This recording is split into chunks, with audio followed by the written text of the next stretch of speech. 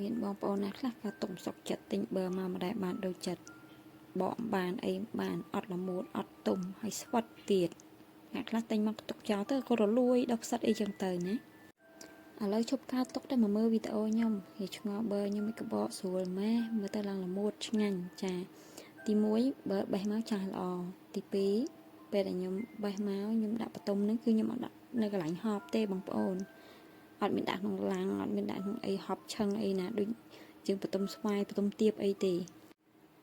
បងប្អូនត្រូវដឹងថាប៊ឺនេះមួយតរ៉េនេះពីរកន្លែងណា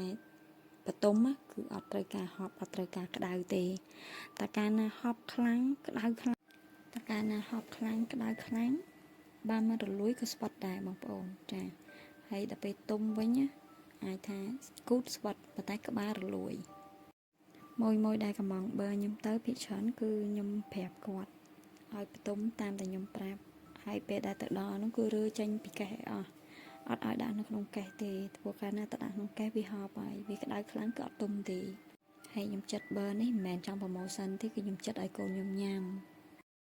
ដូចបងប្អូនដឹងហើយថាប៊ឺល្អបំផុតសម្រាប់ក្មេងៗហើយនិងសម្រាប់មនុស្សចាស់ជំនួយច្រើនទាំងសុខភាពពោះវៀនទាំងសុខភាពបេះដូងពីព្រោះប៊ឺ